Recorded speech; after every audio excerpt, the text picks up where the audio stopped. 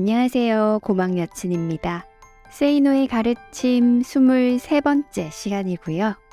동아일보 기고글들 중 일부를 발췌하여 기고일자 순으로 정리했습니다. 모든 기고글을 보려면 동아일보 홈페이지에서 세이노의 동과 인생을 검색하면 됩니다. 라고 편집자 주가 쓰여 있고요. 이 글들이 세이노의 가르침 거의 마지막 편이 될 것 같습니다. 이제 구독자 100명 특집으로 읽어드린 세이노의 가르침이 끝나면 어떤 책들로 여러분을 만나 뵐까 요즘 고민 중입니다. 그럼 세이노의 가르침 23번째 함께 들어보실까요? 바가지 요금 탓하지 말라. 종종 바가지 요금에 대한 보도가 언론에 나온다. 대부분 극장이나 유원지에서 시중보다 비싸게 물품을 판다는 내용들이다.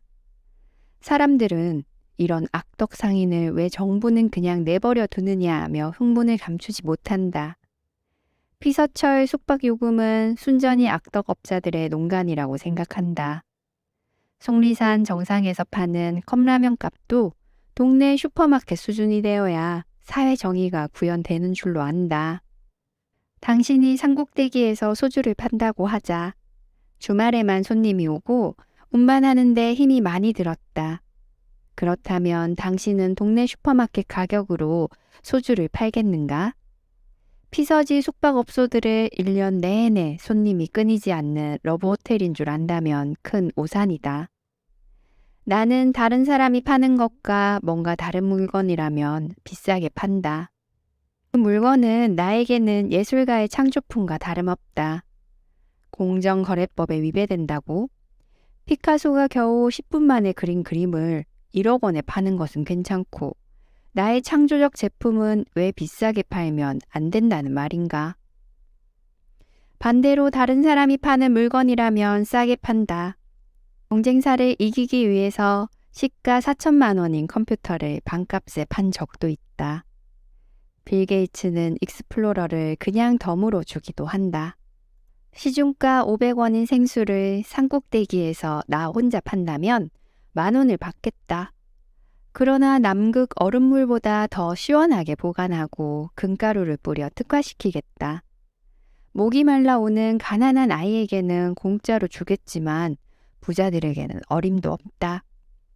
그 생수를 동네 슈퍼마켓에서 내가 판다면 450원을 받겠다. 경쟁자가 있으니까.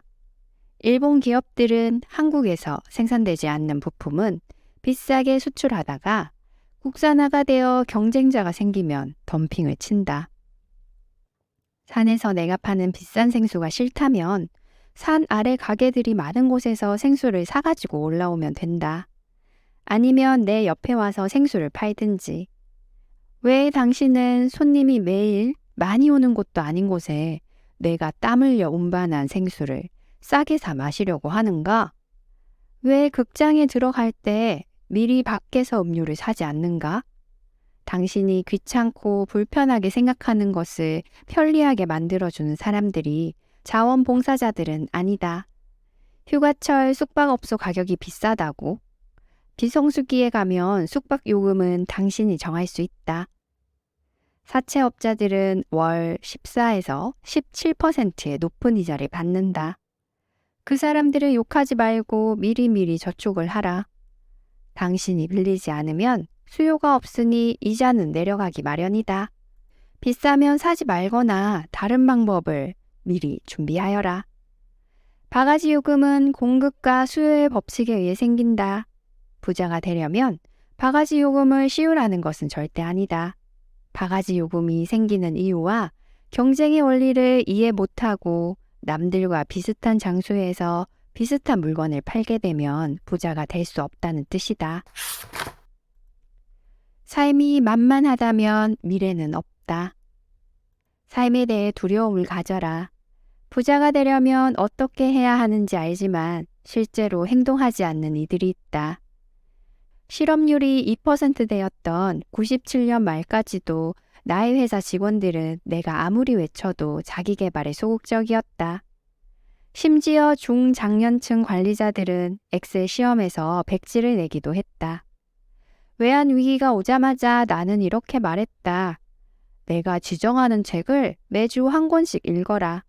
컴퓨터는 지위와 나이를 막론하고 필수이다. 3개월마다 시험을 본다. 탈락자는 퇴사하라. 3개월 후 컴퓨터 시험에서는 60대 임원까지 모두 통과했다. 회사를 그만두면 갈 곳이 없다는 점에 두려움을 느꼈기 때문에 노력하지 않을 수 없었다.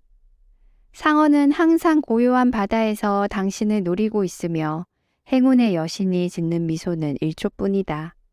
지금 먹고 살만하다고? 당신의 직장이 영원할 것이라고? 지금 손님이 있으니 앞으로도 그럴 것이라고? 공기업이라고? 물려받을 재산이 있다고? 지금 당신이 믿는 그 어떤 것도 내일 휴지통에 던져질 수 있다. 삶은 내일이라도 뒤집어진다. 그러므로 삶에 대해 두려움을 가져라. 인텔 회장 앤드루 그로브는 편집광만이 살아남는다는 책에서 두려움은 승리하기 위한 열정을 만들어내고 유지시킨다고 말한다. 긴장을 하거나 두려움이 생기면 심장이 쿵쾅거린다. 왜 그럴까? 원시인들이 가장 긴장했던 순간은 사냥할 때였다. 사냥 중에 상처를 입어 피를 흘리게 되면 새로운 피가 즉시 공급돼야 혈액이 응고돼 생명을 유지할 수 있다. 혈액순환을 촉진시키려면 심장이 미리 쿵쾅거려야 했다.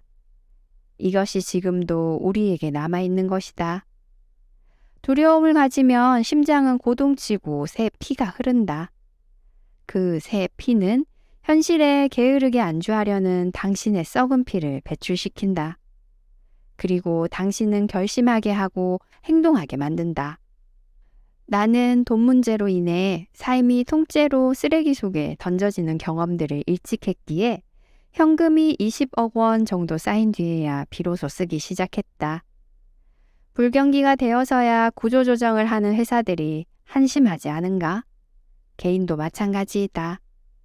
삶에 대해 두려움을 갖고 있으면 아무리 경기가 좋아도 전략하고 노력을 게을리 하지 않는다. 놀 땐 놀고 쓸 땐 쓰며 살자고? 말년에 고생을 하겠다면 그렇게 해도 된다. 편하게 살고 싶어 이민을 가겠다고? 노력하지 않는 자가 편하게 살 수 있는 곳은 이 세상에 없다. 여유를 느끼며 살자고. 삶의 형태에 우열은 없으므로 느리게 사는 법을 철저히 따른다면 나도 존경한다. 다만 여유는 부자에게 더 많지 않을까? 두려움을 가지라는 말이 비관론자가 되라는 말은 결코 아니다. 다만 준비 없는 낙천주의는 사상 누각과 같다. 생쥐조차 도망갈 구멍을 3개는 만들어 놓은 뒤에야 나와서 돌아다닌다. 생각만 가득한 칸트의 입에는 조만간 거미줄이 쳐진다. 행동하는 나폴레옹이 되어라. 일터와 가까운 곳에 살아라.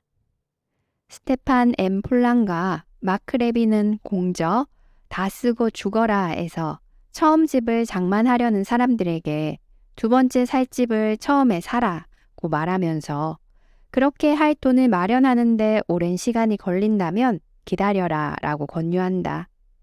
나중에 방이 더 필요해 사게 될 집을 지금 구입하지 못한다면 지금은 임대에 살라는 말이다. 나 역시 그들의 의견에 공감한다. 당신이 30대 중반 이전에 보통 사람이라면 빚을 내서 집을 사기보다는 집을 빌리는 게 좋을 것이다. 이때 중요한 것은 전세든 구입이든 최대한 일터와 가까운 곳에 살아야 한다는 점이다. 30대 중반까지는 자기 투자를 할 여유 시간이 충분히 확보돼야 하기 때문이다. 맞벌이 부부는 부부 중 경제활동의 대가와 미래 발전 가능성이 큰 쪽의 직장 근처로 이사를 하는 게 좋겠다. 일터는 도심에 있는데 가격이 싸고 평수도 넓다고 해서 멀리 떨어진 곳에서 살면 출퇴근에만 하루 2-3시간을 소비하게 돼 자기 투자를 할 여유가 없다. 출퇴근 시간에 외국어 등을 공부하겠다는 생각은 사실 실천하기 쉽지 않다. 차 안에서는 쉬고 싶어지기 때문이다. 퇴근 후에는 퇴근하느라 지쳐 또 쉬게 된다. 일주일을 출퇴근에 시달렸으니 일요일에도 쉬게 된다. 그러니 책 한 권 제대로 볼 시간이 없다. 대중교통 이용이 불편하다는 이유로 자가용을 사지만 도로는 여전히 막혀 짜증만 난다. 자가용이 있으니 주말에는 놀러 가기가 좋고 결국 돈 쓸 일만 생긴다. 돈이 모이지 않으니 점점 더 싼 지역으로 이사가게 되고 자기에게 투자를 할 시간은 갈수록 줄어드는 악순환에 빠진다. 그러면서도 나는 성실하게 살고 있는데 세상이 불공평하다고 생각한다.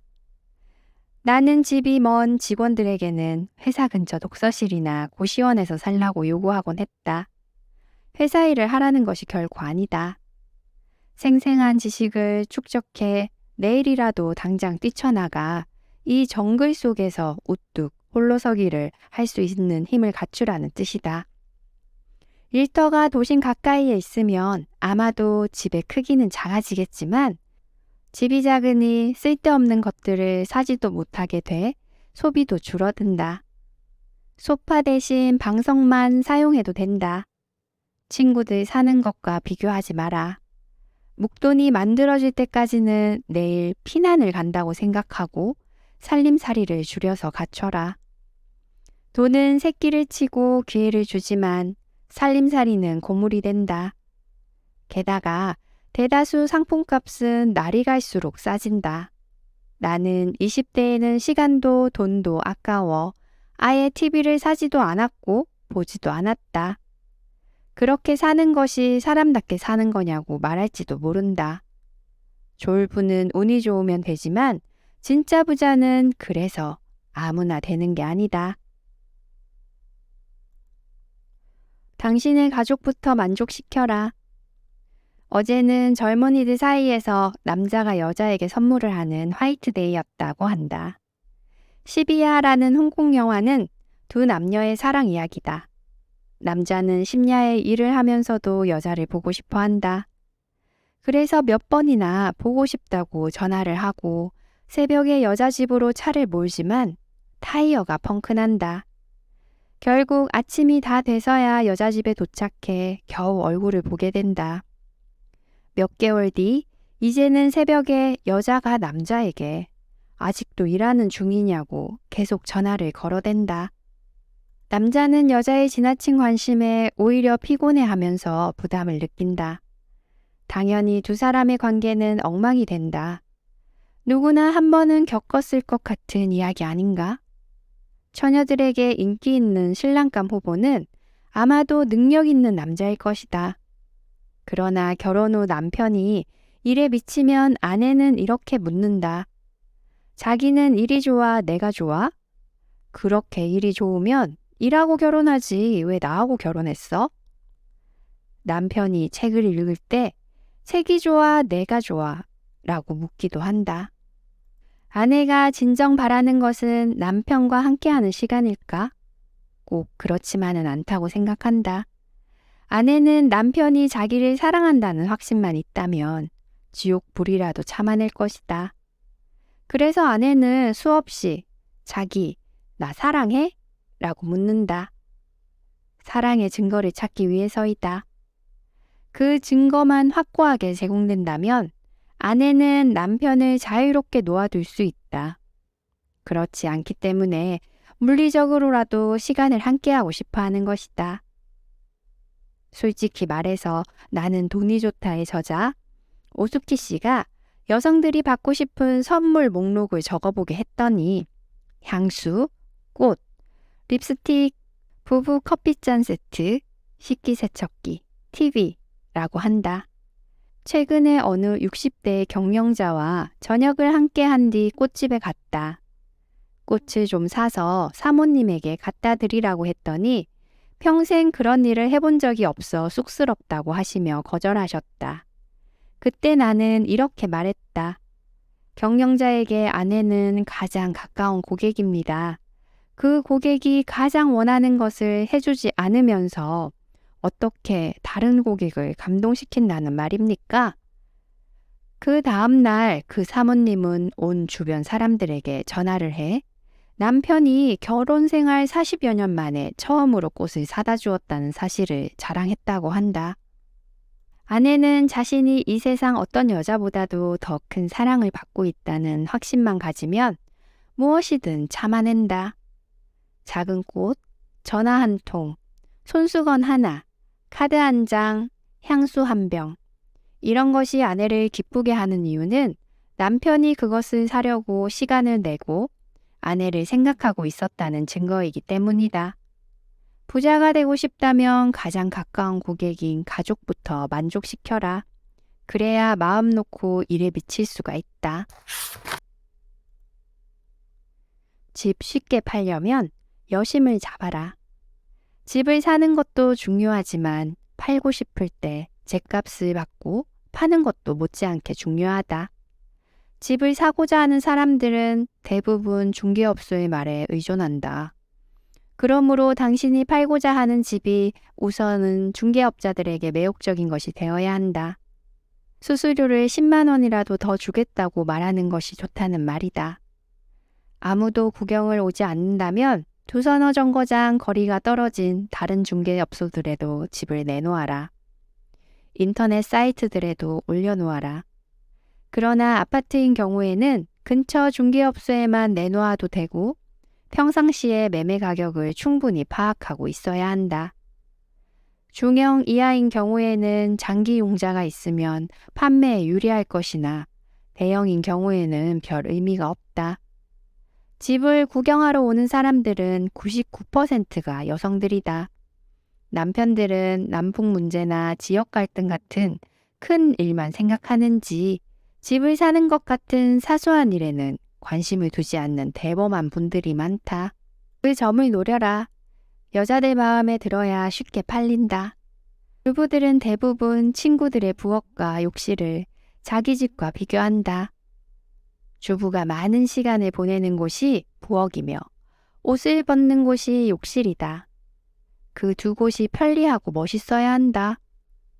보다 더 예쁜 부엌과 욕실을 위해 500만 원을 투자하면 1000만 원, 아니 그 이상을 더 받을 수 있다. 그러므로 평상시에 인테리어 잡지를 보아야 한다. 여성 잡지마다 실리는 인테리어 사진이나 방법에 대해서도 눈여겨보면 도움이 많이 된다. 인테리어 전문지를 몇 곳만 보게 되면 실내 장식 재료가 어떤 것이 있으며 어디서 파는지도 알 수 있다. 가끔은 업체에 전화를 해 평당 가격이 얼마나 가는지 물어보고 주택 관련 전시회들을 열심히 찾아다니며 물어보라. 조명에 대해서도 생각하라. 조명은 집의 분위기를 효과적으로 바꿔놓는다. DIY 상점들도 자주 구경 가라. 부엌 가구는 문짝만 바꾸거나 무늬시트지를 붙이기만 해도 멋있어진다. 그렇게 하면서 틈틈이 집을 고쳐나가면 살면서 기분도 좋아진다. 서구인들은 자기가 직접 칠을 하고 고쳐나가면서 집값을 올려놓는데 우리는 인테리어 업자에게 모든 것을 맡기고 팔 때는 그 비용을 절반도 건지지 못한다. 집을 사려는 사람들은 소품에 의해 느낌이 좌우된다는 점도 잊지 말고 소파 같은 덩치 큰 가구들은 가능하면 치워놓아라. 그래야 집이 넓어 보인다. 땐 하우스들에서도 그렇게 하지 않는가? 아울러 팔고자 하는 가격에 너무 집착하면 오히려 불리하다. 평창동의 어느 고급 주택은 3년 전부터 신문 광고까지 하며 팔려고 하는데 쭉 지켜보니 최근에야 처음 가격에서 20%를 낮췄다. 대부분의 경우 1000만 원을 더 받기 위해 1년을 기다리는 것보다 지금 500만 원 싸게 파는 것이 더 현명하다. 내가 신문에 글을 쓰는 이유?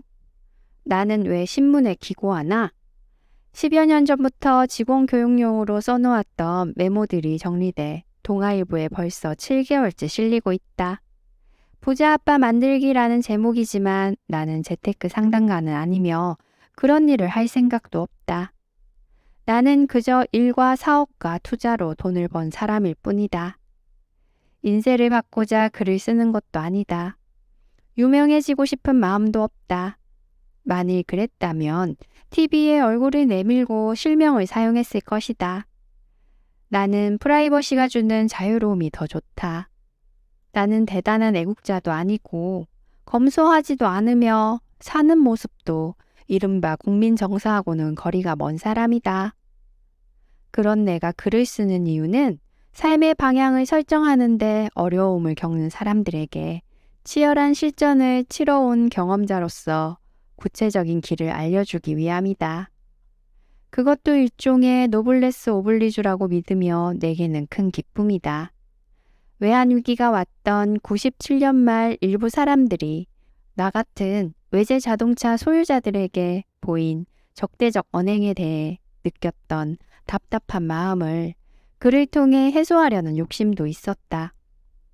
글을 쓰면서 많은 이메일들을 받았다.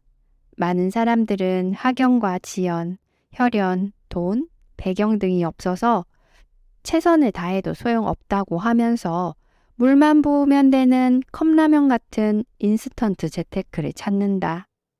하지만 자기 위치에서 최대의 노력을 하지도 않은 채 큰돈을 쉽게 버는 마술이 있을 것이라고 생각하는 순간 가난의 그림자는 드리운다.